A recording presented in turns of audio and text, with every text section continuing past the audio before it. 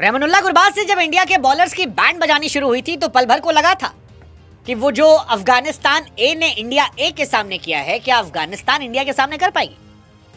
Well, कर सकती थी अगर गुरबाज के साथ किसी और ने निभाया होता, गेंदबाजों ने निभाया होता। लेकिन आखिर में अंत हुआ तो पता लगा कि भारतीय टीम बेहतर थी। भारतीय टीम की राह में सिर्फ गुरबाज थे और गुरबाज से निपटने के बाद इंडिया इस मैच को आसानी से जीत रही थी।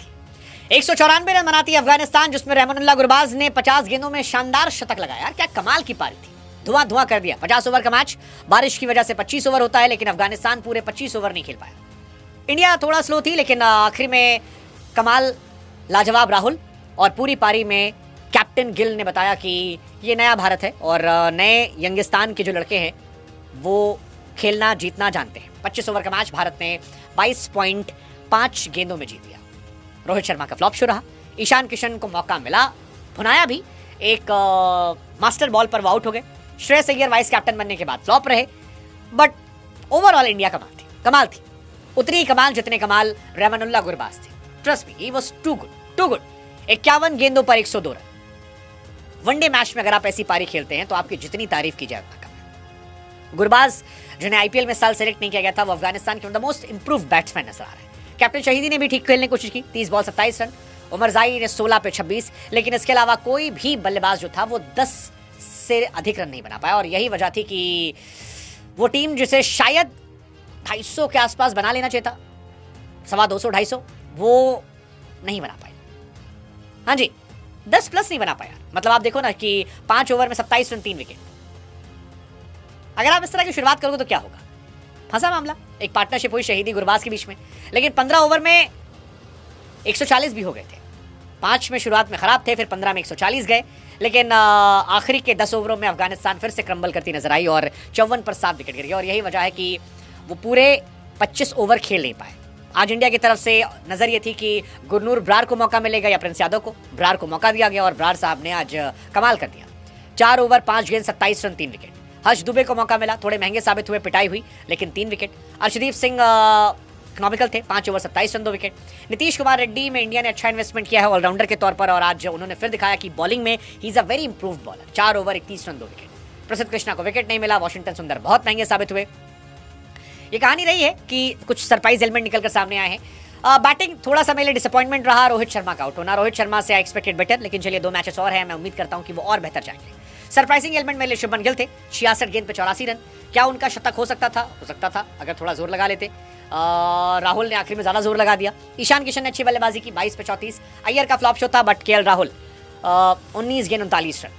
अब कुछ लोग कह सकते हैं केएल राहुल की वजह से उनका 100 नहीं हुआ, but I don't think so. ऐसा था क्योंकि एक टाइम पे रन बॉल नहीं, बॉल और रन में डिफरेंस बहुत ज्यादा हो रहा था और वो कम नहीं हो रहा था। राहुल ने वहां से पूरा मोमेंटम चेंज किया और इंडिया जो है वो 7 विकेट से मैच जीत जाती है। I am sure captain Gill will be happy. खुश होंगे वो। आज काफी मैच्योर इनिंग खेली है, शुरुआत बहुत तेज की उन्होंने। 66 गेंद 84 रन। आप उनकी जितनी तारीफ करें उतना अच्छा है, मैच्योर होते जा रहे हैं। और अच्छी चीज ये कि लगातार परफॉर्म कर रहे हैं। आईपीएल में परफॉर्म किया, 6 जून को टेस्ट मैच में शतक लगाया कैप्टन के तौर पर, और 13 जून को 84 रन।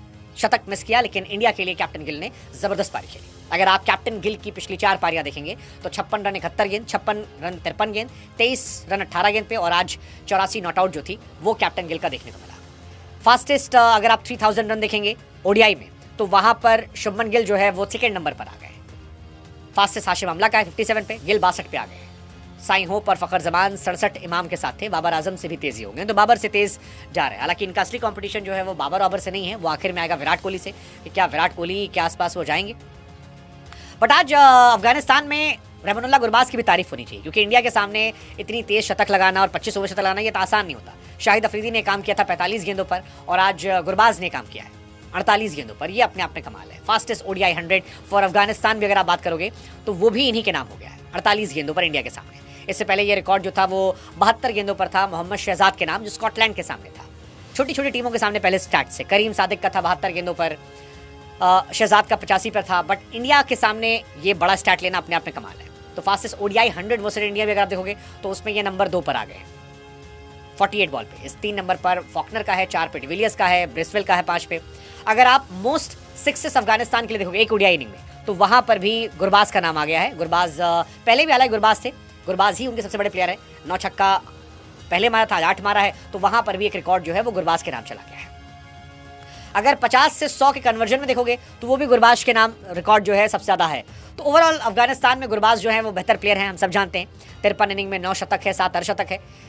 ये सारी चीज़ें उनकी रही हैं। लेकिन आज अच्छी चीज़ थी इंडिया के लिए गुरनूर बरार का विकेट निकालना। गुरनूर बरार पर बहुत सारे क्वेश्चन हुए थे क्योंकि आईपीएल में उतना खेले नहीं, इंडियन टीम में सिलेक्शन हुआ, प्रिंस यादव के ऊपर खिलाया गया। ये सवाल उठ रहा था कि प्रिंस यादव के ऊपर क्यों खिलाया गया, क्योंकि गुरनूर बरार को मौका नहीं मिला था। बट प्रिंस को मौका मिला था, प्रिंस ने अच्छा भी किया था। बट शुभमन गिल की लीडरशिप में गुरनूर बरार को जब यहाँ मौका मिला तो गुरनूर ने अपने आप को साबित किया और कमाल था, मतलब ये बढ़िया था। 7 साल बाद रोहित शर्मा जो है वो रनआउट हुए हैं। पिछली बार 2019 में शायद रनआउट हुए थे।